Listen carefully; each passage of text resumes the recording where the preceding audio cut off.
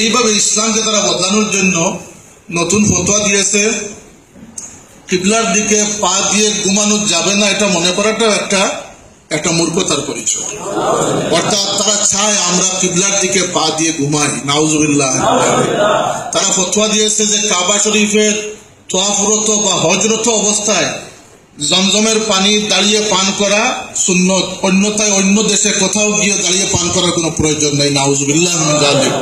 তারা ইসলামের মূল জায়গায় এর চেয়ে বড় জায়গায় তারা আঘাত দিয়েছে। তারা বলেছে এই নতুন মযহব অনুযায়ী আমার নবী নাকি কবরে মরে শেষ হয়ে গেছে। আমরা জিন্দা নবীর উম্মত না মরা নবীর উম্মত?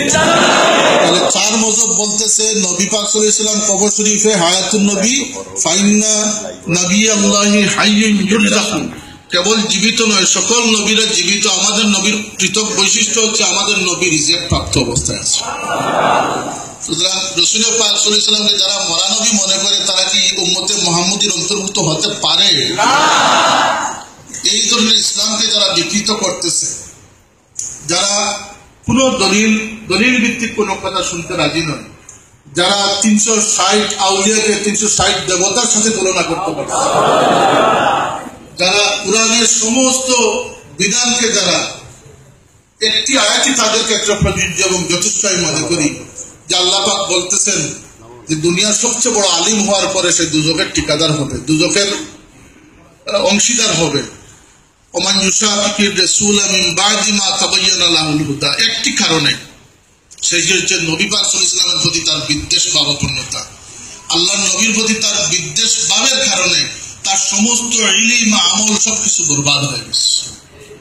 আর রাসূল সাল্লাল্লাহু আলাইহি ওয়াসাল্লামের দরবার হচ্ছে আল্লাহ পাক হুঁশিয়ার করে দিয়েছেন তাহবাতা আমালুকুম ওয়া আনতুম লা তাশউরুন, নবীর সাথে যদি সামান্যতম কোনো বেয়াদবির উদ্রেক হয় তাহলে সমস্ত জীবনের সমস্ত আমল নষ্ট হয়ে যাবে। তারা এই সমস্ত দল যারা আজকে সাইয়েদনা হুসাইন রাদিয়াল্লাহু আনহুর দামন থেকে আমাদেরকে এজিদের দামনে নিয়ে আসবার চাইতেছে, তারা এজিদকে শুধু মুজাদ্দিদ বলতেছে না, সাহাবী বলতেছে না, মুতার যুদ্ধের একজন বীর সঙ্গী বলতেছে না, তারা এজিদকে হুসাইনের উপরে প্রাধান্য দিয়ে এজিদের বেহেশতে তারা যেতে ইচ্ছুক হয়েছে। এজিদ আর হুসাইনকে যদি একত্রিত করা যায় কি সম্ভব হবে এটা?